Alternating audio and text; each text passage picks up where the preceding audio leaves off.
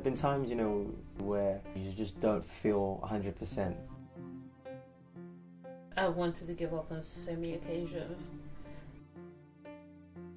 It's not something that is really spoken about as much as it should be.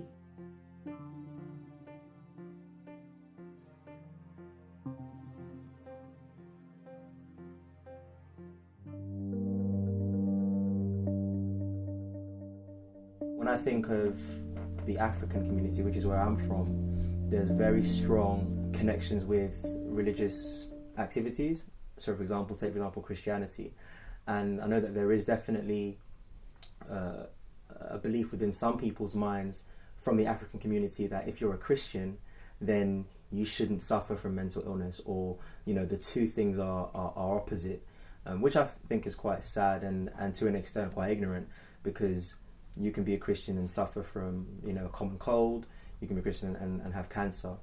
So there's no reason why necessarily why having a mental illness should in a sense be something that you can't suffer from just because of your faith. If you're raised in a community where you're not encouraged to talk about your issues, you're not encouraged to seek help, then what can happen is you store those issues up until they become really, really bad. And then you're at a point where you're not able to get primary care. You have to get very severe or a higher level of intervention, which is potentially more detrimental to you in the long term. There have been times, either at school or at university, where you're going through a season where you just don't feel 100%.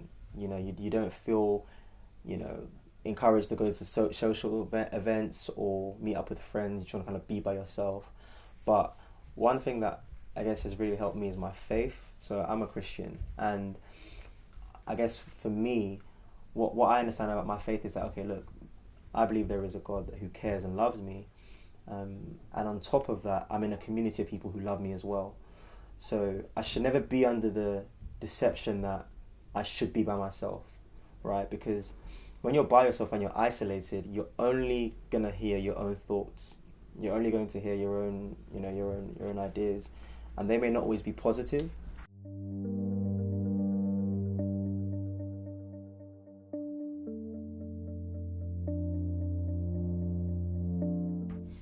So I work in the prison service. People who struggle with low mood, depression, anxiety disorders. There is a difference between people of colour and Caucasian people as well, in terms of the attitudes towards mental health. In Ghana, I can think back and know that you're not really encouraged to access services for mental health problems. If you say that you've got issues with mental health, automatically people label you as a nutter. Mm-hmm. And that stigma that comes with that kind of shies people away from really speaking up about the issues that they're dealing with.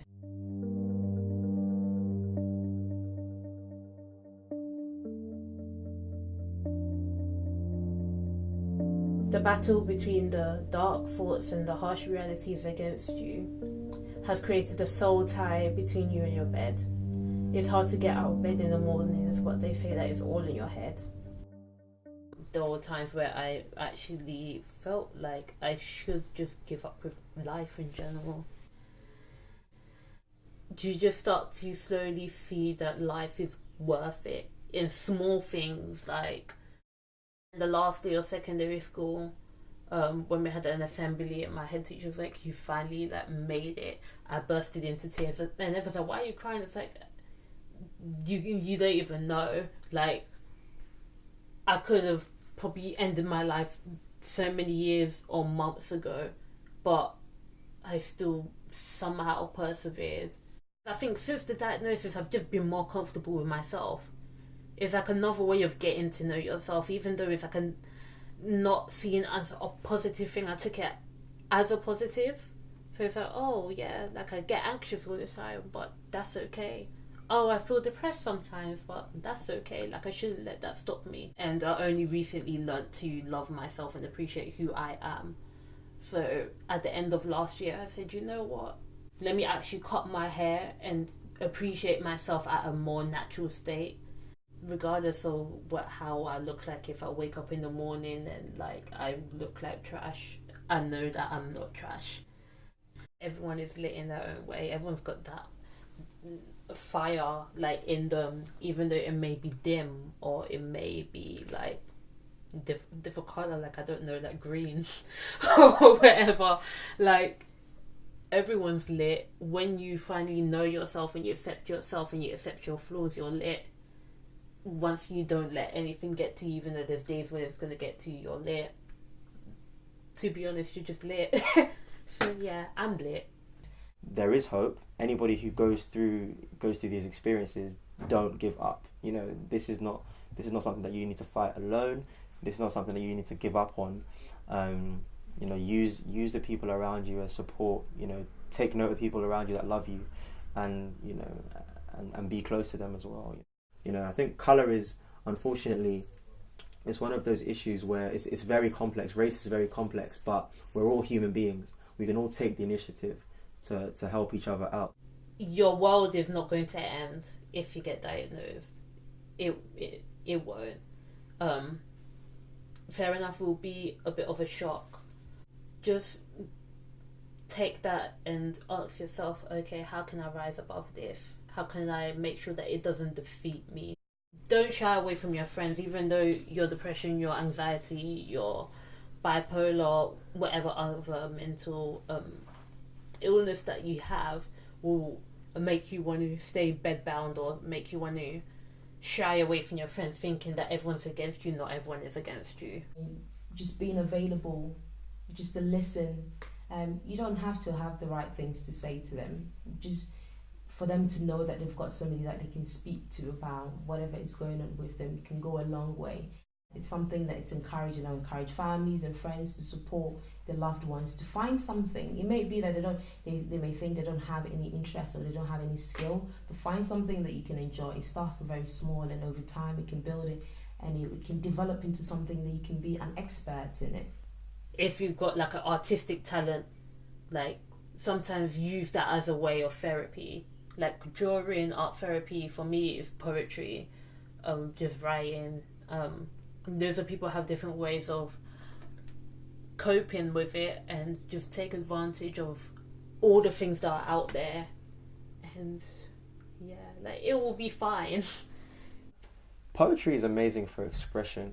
I think poetry is a tool that's helped me express myself, understand where I fit in the world, and you know how I understand the world. So for me, that's something that I would say is really helpful in terms of how my art influences, you know, my well-being.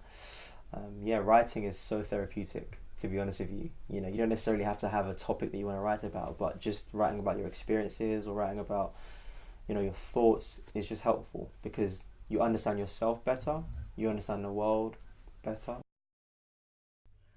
I understand what it's like to be misunderstood. When one's words and thoughts don't seem to agree. It's caused my senses to fluctuate somewhere between frustration and apprehension, triggering fear of making the same mistake twice, to fail again and buckle head first. But since when did emotions dictate what's real and what's fake? I must move beyond yesterday's mistakes. I refuse to let my mood have the last word. I refuse to entertain grave thoughts. I refuse to entertain vain thought. I will take more and save more, real faith and hope to beat shame, so I can give praise on the weekday, whether I don't see cash or see rebate, whether I'm solo or I meet bae, whether I sweat blood just to still fail. I can make a wonderful case to keep praying in spite of the sickening feeling of time wasted. I can make a wonderful case to keep praising in spite of the trickling tears down my face. Surely there is a future for we who won't quit. Victory is promised only to we who persist. I owe it to myself to look beyond the darkness, hold my head up high and expect to see a better day.